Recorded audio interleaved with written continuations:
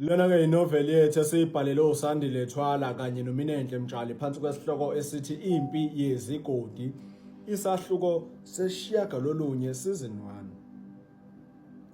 Kusekuseni, uNobuhle ulungiselela ukuya esikoleni, athi angaqeda nje ibe seyimlindele imoto yakhona lapha ekhaya yayivamise ukumhambisa njalo umezo esikoleni. Uthi asengaphakathi emagcekeni esikole emva komthandazo wasekuseni wokuqala usuku, amangalo mangabe efanisa lo mfundo obonakala egqoka umfaniswano ofana ncamashi nowalapha esikoleni afunda kusona. Lo mfundo ungena ngesango, ubheke ehhovisi likathishanhloko, uhamba nogogo wakhe. Hayibo, ukufana kwabantu kanye amehlami noma ngathiwani, uSakhile phela lo, yazi bengingayitshela ukuthi uSakhile usafunda isikole mina. Ihwanqe ngilibone ligcwele ubuso nje, ngayitshela nje ukuthi mhlawumbe lo muntu usenyuvesi okanye uke kanti usala high school. Kodwa ngiyabona ukuthi usafunda. Okungimangaza kakhulu yilokho ukuthi mina sengizofunda naye la esikoleni esisodwa. Lokho kuchaza ukuthi sengizombona nsuku zaphuma phela. Cha, ngizoke ngibone inkosi phela kazi iyozala nkomono. UNobuhle ekhulumela phansi. Nangempela angena uSakhile ehamba nogogo wakhe beqonde ehhovisi likathisha omkhulu. Bafica ulayini wabazali abazocelela abantwana izikhala zokufunda njengoba kwakuyizikhathi zokuqala konyaka. Nebala nabo bafike baxhume kuwo lo layini balindele ithuba labo lokungena. Bathe sebengenile bafike bathola ukuthi izikhala zabafundi zabe ingasekho, okukhomba ukuthi kwasekugcwele ngakho abafunisele kwezinye zezikole ezingomakhelwane. Nokuyilapho phela ugogo abikela khona uthishanhloko lonke usizi olwenza umzukulu wakhe ukuba azoqala impilo entsha lapha emakhaya. Ugogo wabalula ukuvimbezeleka komzukulu wakhe esikoleni ngenxa yonyaka okwakuphoqa ukuba uSakhile ayeke ngawo ukufunda ngoba ezoyentwasini. Yiso kanye-ke isizathu lesi esenza ukuthi azazoqala ebangeni leshumi yize ngokweminyaka esengaphezulu kunaleli banga. Nanokuthi agcine emukeliwe-ke nje uSakhile lapha esikoleni kungenxa yokuzikhalela kwesalukazi sakhe. Ngaphambi kokuba amukele uSakhile esikoleni, uthishanhloko wenza isiqiniseko sokuthi ufonela uthishanhloko waleso sikole ayekade efunda kusona. Phambi kokuba abikezele entwaseni, wayefuna ukuthola umlando wakhe kanjalo nendlela bekade esiphethe ngayo phambilini.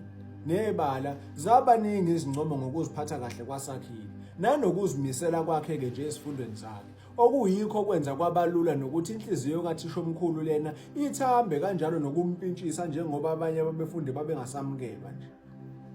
Ngehora lekhefu, uSakhile athi uyothenga okudliwayo lapho okudayiswa khona, asithele kuNobuhle ephuma khona ukuyothenga lapha akayothenga khona naye.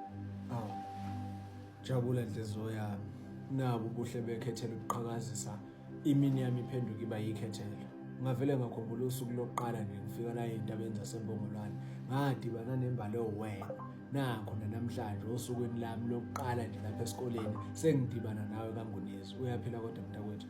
uSakhile ejabulela uNobuhle khona lapha endleleni engasanake nakunaka abafundi abadamane bephambana lapha eduze kwakhe.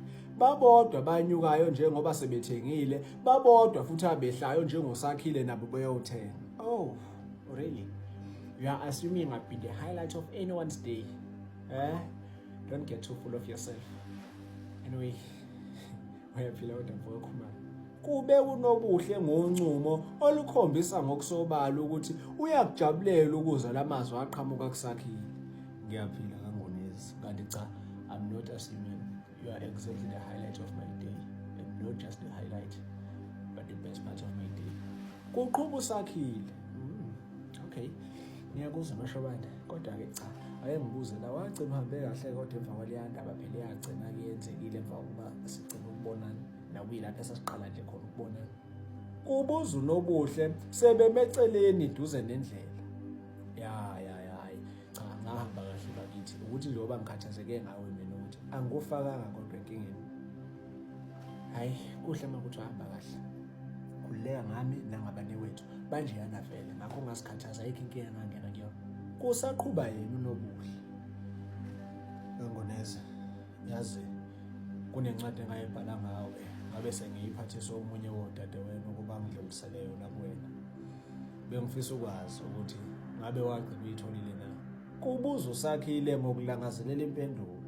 Hayi, ngayithola mashobana, kanti-ke futhi hayi ngiyabonga kakhulu nangamazwi awabhala kuleya ncwadi. Ukuthi-ke nje okwamanje Ngisathuswe yileyo ukuthi mina nawe sizofunda esikoleni esisodwa. Ngiyathokoza kakhulu uma ngabe wakujabulela. Ngingajabula futhi uma ngabe ubungangiphendula kangunezi ngokungipha inombolo yocingo khona nje lapha. Noma ngangithe uyongithinta-ke uma ngabe uthola leya ncwadi, kodwa ngoba sengize ngahlangana nawe mathupha ey'ndlaveni zamehlo. Cha, sale usungipha nje inombolo mntakwethu. Kodwa-ke endabeni yokufunda la, hhayi, indaba ende yangelinye ilanga leyo sisazoyikhuluma khululeka. Nebala ambhalele kwipheshana elincanyana bese bevalelisana bengabantu abasazoxoxa.